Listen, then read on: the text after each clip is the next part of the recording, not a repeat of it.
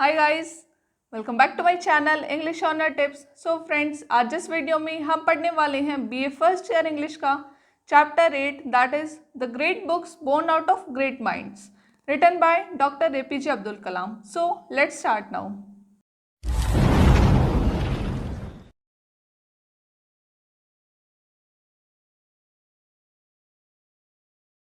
First of all, let's talk about the author.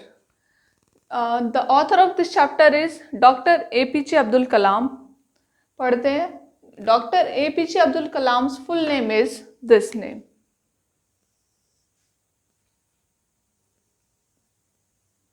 Abul Pakir Jainulabdeen Abdul Kalam, right?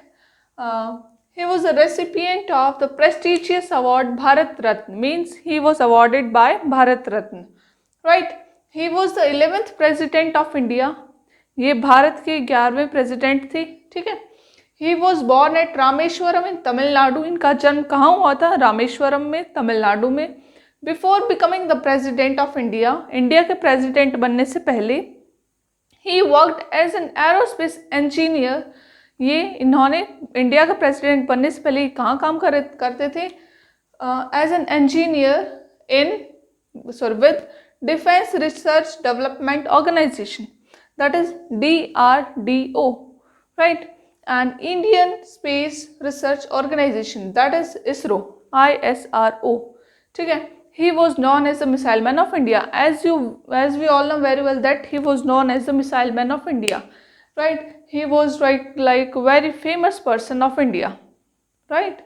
So एक बात मैं आपको बताना चाहूँगी कि इन्होंने एक बार बात कही थी कि every expert is once a beginner, means यहाँ लिख देती हूँ,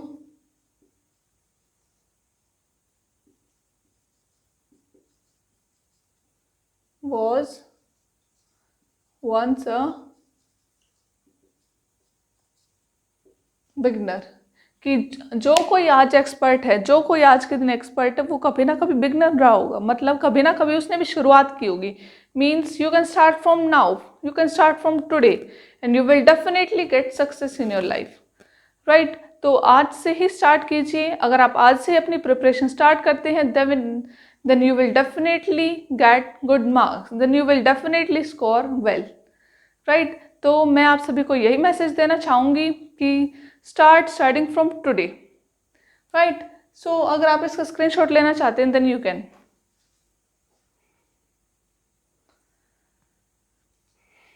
Done? Now let's start the detailed summary of our chapter. This essay has been taken from his speech delivered on December 7, 2013 at Lucknow Literature Carnival. It means जो ये essay है, which essay? This essay, Great Books Born Out of Great Minds. ये essay कहाँ से लिया गया है? इनकी एक speech से। वो कौन सी speech? जो इन्होंने 7 December 2013 को दी थी। कहाँ पे डिलीवर की थी? लखनऊ लिटरेचर कार्निवल में। ऑल राइट, ये इंपॉर्टेंट है, इसको थोड़ा ध्यान से देख लीजिएगा। And then the speech is highly motivating and inspirational for young authors and budding writers. जो स्पीच है ये बहुत ही ज़्यादा मोटिवेटिंग है। हालांकि इनकी सभी स्पीच मोटिवेटिंग ही है, but this is very motivating and inspirational. Motivating, motivate करने वाली, इंस्पिरेशनल, इंस्पायर करने वाली। किसको? जो यंग ऑथर्स हैं, जो यंग ऑथर्स हैं, और बडिंग राइटर्स कौन? जिन्होंने अभी अभी लिखना स्टार्ट किया है, मीन्स जो अभी नए राइटर्स हैं उनको।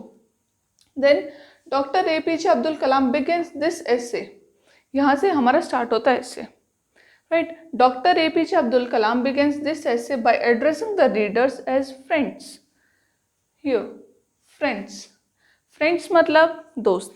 हेलो दोस्तों, जैसे मैं भी आप लोगों को अपनी वीडियो स्टार्ट करने से पहले आप सभी को एड्रेस करती हूँ, कभी हाय गाइस, कभी हाय फ्रेंड्स, तो उसी तरीके से इन्होंने भी अपने जो रीडर्स थे, अपने जो सुनने वाले थे, ठीक है, लिसनर्स थे, अभी हम जो पढ़ रहे हैं हम रीडर्स हैं, ठीक है, तो इनको कैसे एड्रेस किया? फ्रेंड्स बोलकर, hi friends, like this. He explains the importance of reading in life. तो वो अपने इस ऐसे में, अपने स्पीच में क्या एक्सप्लेन करते हैं, किसके बारे में बताते हैं? About the importance of reading in life, कि पढ़ने का, रीड करने का हमारे जीवन में कितना बड़ा महत्व है। Sorry. And then he advises the readers that they should develop reading habits from the very young age.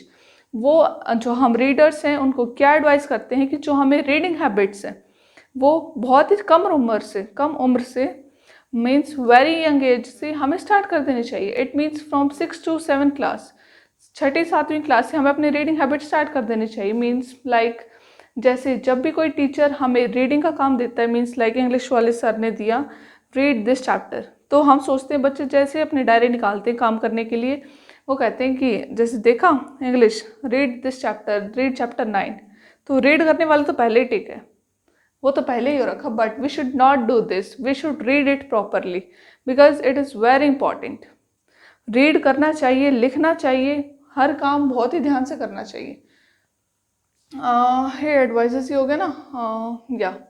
यहाँ पे ही enables them acquire knowledge through books।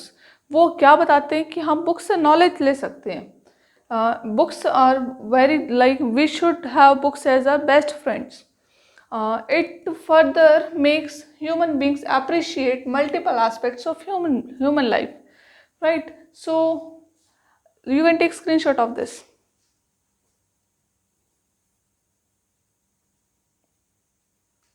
Then उनकी स्पीच बहुत ज़्यादा इंस्पिरेशनल थी, मोटिवेटिंग थी, और वो इसमें अपने स्पीच में स्टार्टिंग में सबसे पहले फ्रेंड्स कहकर सभी को एड्रेस करते हैं। देन वो किस बारे में बताते हैं, about the importance of reading in our life. Then we should start reading from the very young age, right. Now culture of excellence. Excellence is not a transient phenomenon. जो ये excellence is not a transient phenomenon, guys ये phenomenon होता है, that is not phenomenon. Phenomenon नहीं होता, that is phenomenon, like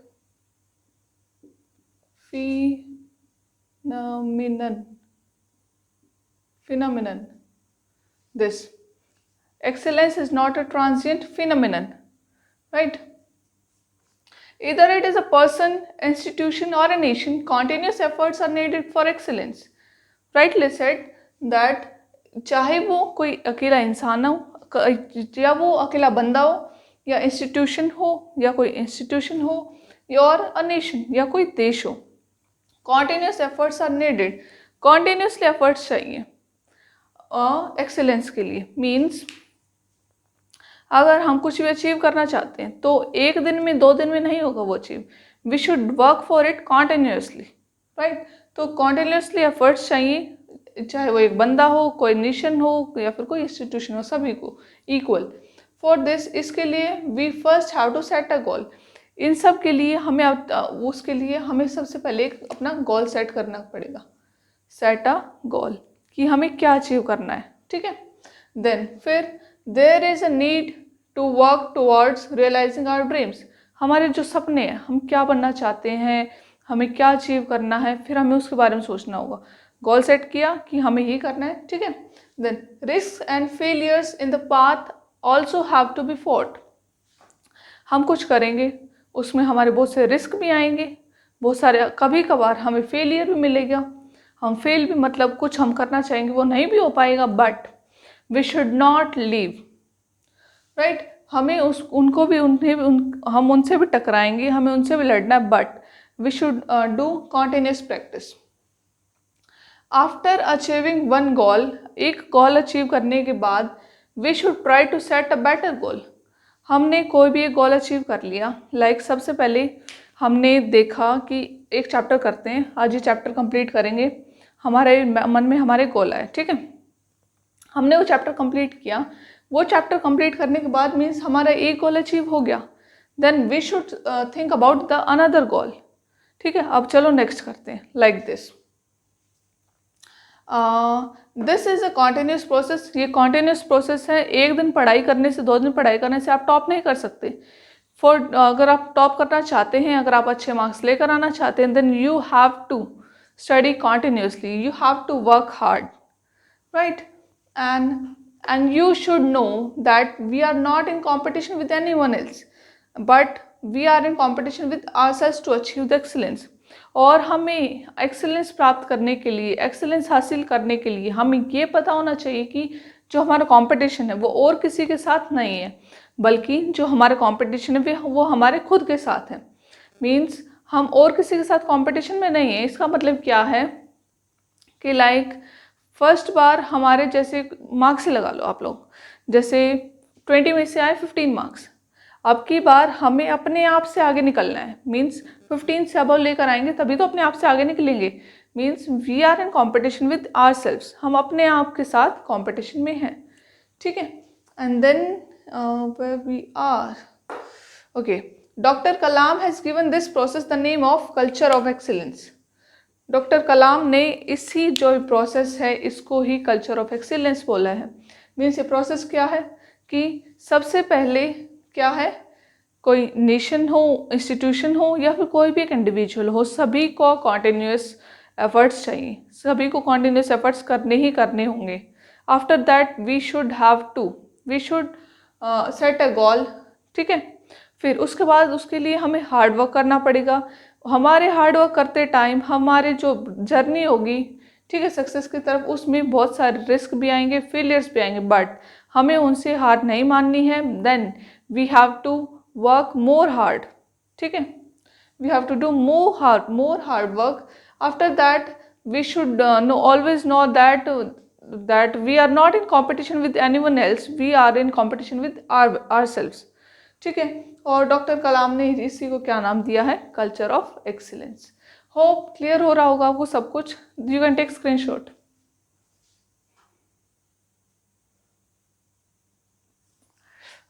done. Now come to the next, the author inside. Dr. Kalam says that most children live in fantasy and world of stories.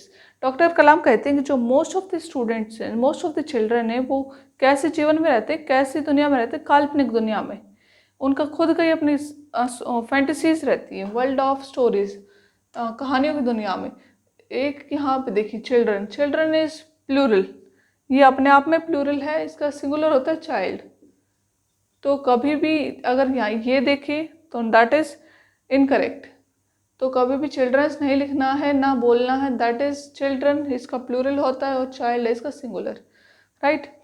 Doctor Kalam says that योगिना in these fantasies, जो इनकी जो कल्पनाएं होती हैं इसमें, they find themselves very close to their aim. जो अपनी कल्पनाएं होती हैं इनकी, उनमें अपनी कल्पनाओं में अपने आप को, जो उनका लक्ष्य होता है, जो उनका मेन एम होता है, उसके बहुत ही ज़्यादा क्लोज महसूस करते हैं, क्लोज पाते हैं। Though the imaginations are not true, हालांकि जो वो इमेजिनेशंस होती हैं वो सच नहीं होती, but they are definitely a carrier to take us closer to the truth. But definitely वो एक कैरियर का काम करती है हमें सच्चाई की तरफ ले जाने में।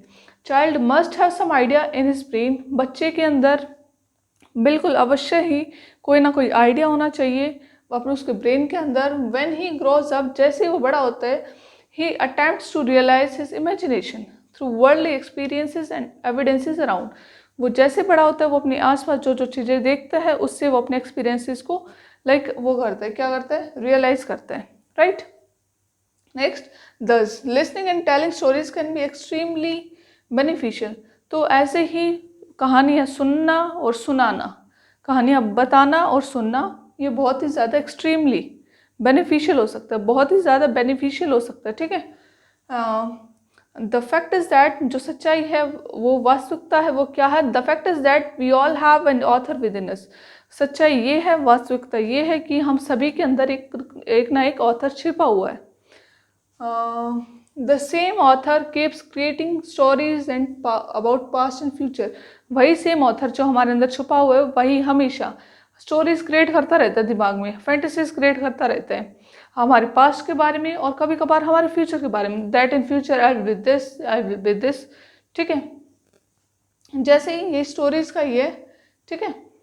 सो you can take screenshot of this. Done. One more thing, जैसे कभी हम किसी से, छोटे बच्चे से पूछते हैं कि बेटा क्या बनोगे बड़े होगे, तो वो कहता है that I will be a pilot. थोड़ी देर के बाद पूछते हैं that I will be a doctor, फिर उस थोड़ी देर के बाद टीचर, थोड़ी देर के बाद इंजीनियर, थोड़ी देर के बाद कुछ। तो उसके मन में फैंटेसीज का वर्ल्ड है, वो फैंटेसीज के वर्ल्ड में जी रहा है, कहानियों के जीवन में, कहानियों की दुनिया में, कल्पनाओं की दुनिया में जी रहा है, ठीक है। तो इसीलिए वो हमेशा, उसने अभी तक अपने माइंड में गोल सेट नहीं किया है, इसीलिए ऑथर कहते हैं कि वेयर इज दैट, कि अपने माइंड में एक गोल सेट करना चाहिए, यही तो था, must have some idea in his brain, ठीक है। उसके दिमाग में कोई ना कोई आइडिया होना चाहिए, कोई ना कोई एक सबसे पहले हमें कोई गोल सेट करना है, ठीक है, कि हमें क्या बनना है। पल पल बदलते रहते हैं बच्चों के दिमाग, ठीक है। जैसे अभी पायलट बनना था, थोड़ी देर के बाद पूछते हैं उसे बच्चे से, सेम स्टूडेंट सेम चिल्ड्रन से पूछते हैं कि बच्चे क्या बनोगे, डॉक्टर, थोड़ी देर के बाद टीचर, थोड़ी देर के बाद पायलट, थोड़ी देर के बाद engineer, like this is not right, ठीक है। तो हमारे दिमाग में कोई एक पर्टिकुलर गोल सेट होना चाहिए, ठीक है, and we should have to work hard for this, right. आगे बढ़ते हैं, चलिए। Now come to the next, negative aspects of stories, right. The downside of the stories is that it can only be a conspirative और propaganda, कॉन्स्पिरेसिव और propaganda.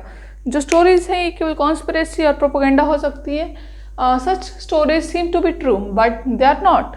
जो वो stories होती है, जो हमारी इमेजिनेशन होती है, वो सच लगती है, वास्तविक लगती है, बट वो असल में वो रियल नहीं होती, that are not true. We should take the stories seriously and see whether they have human experience or not. हमें स्टोरीज को सीरियसली लेना चाहिए और देखना चाहिए कि क्या इनकी कोई मतलब इनका कोई दुख है, जो हम सोच रहे हैं ये क्या कुछ ठीक है, ठीक है। And lastly doctor Kalam gives us this message to the youngsters. Youngsters को, हम सभी को क्या मैसेज देते हैं, that there is a huge power inside you, कि हम सभी के अंदर एक बहुत बड़ी शक्ति है, ठीक है। वो कैसी शक्ति है, हमारे अंदर एक राइटर छिपा हुआ है, जैसे डॉक्टर कलाम ने बहुत पहले बताया। कलेक्ट इट, इसको कलेक्ट करो, कॉन्सेंट्रेट करो and create great works while using it for imagination. और अपनी कल्पना करने के लिए जब भी अपना कल्पना करो तब इससे बहुत बढ़िया काम करो, ठीक है। So that's all about this video. चलो रुकिए, स्क्रीनशॉट तो ले लीजिए, या done. So that's all about this video. Friends, अगर आपको वीडियो पसंद आई हो तो then please hit the like button and don't forget to subscribe my channel English honour tips by Anamika Godara, right, and please share my video lectures among other students. Thank you.